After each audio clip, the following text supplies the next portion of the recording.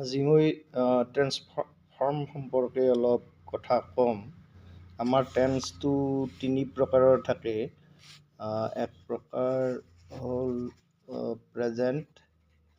Present tense, আৰু present tense মানে সাধাৰণতে ঘটি থকা কামবিলাক সাধাৰণতে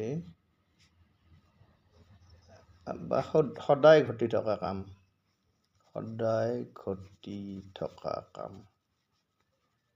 সদায় ঘটি থকা কামটো কি হয়?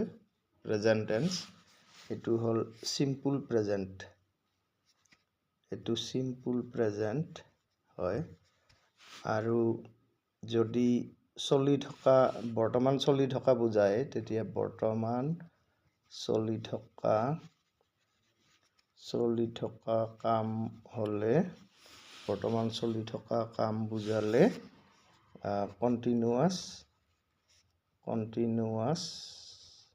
কণ্টিনিউৱাছ বুলি কোৱা হয়। আৰু এইমাত্ৰ হৈ যোৱা কাম হ'লে পাৰফেক্ট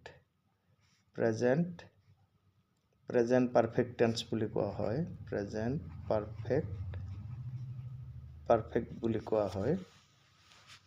আৰু বহু দিনৰ আগৰ পৰা বৰ্তমানলৈ চলি থকা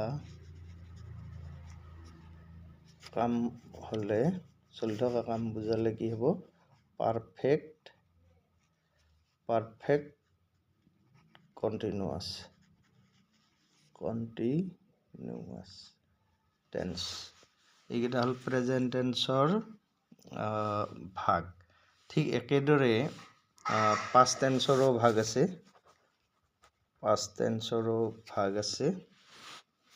এই পাষ্ট টেন্সৰ ভাগ আছে। সেই একেকেইটাই ভাগ সেই চাৰিটা ভাগেই থাকে।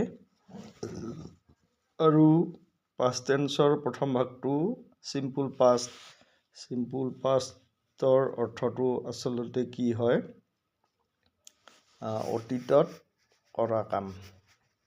অতীতত কৰা কাম হ'লে চিম্পুল পাষ্ট হ'ব। তাৰপিছত অতীতত চলি থকা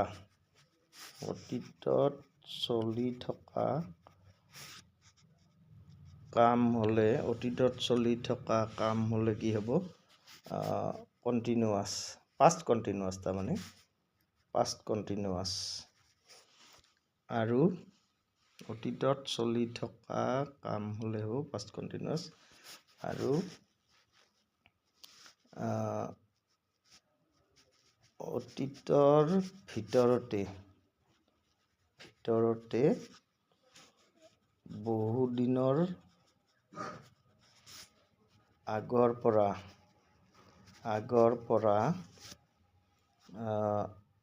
এটা নিৰ্দিষ্ট সময়লৈ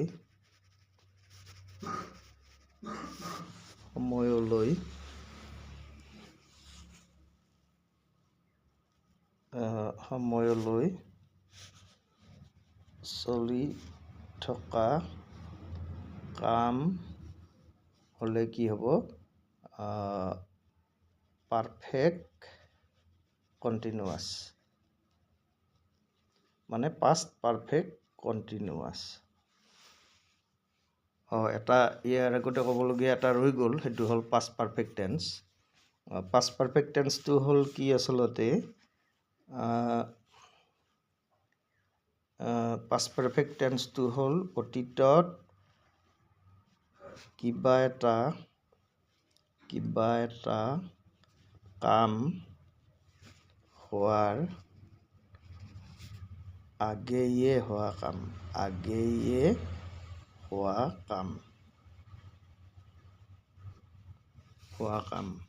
সেইটোক কি বুলি কোৱা হয়? পাষ্ট পাৰফেক্ট টেন্স বুলি কোৱা হয়। পাৰফেক্ট পাৰফেক্ট বুলি পাষ্ট পাৰফেক্ট টেন্স বুলি কোৱা হয়।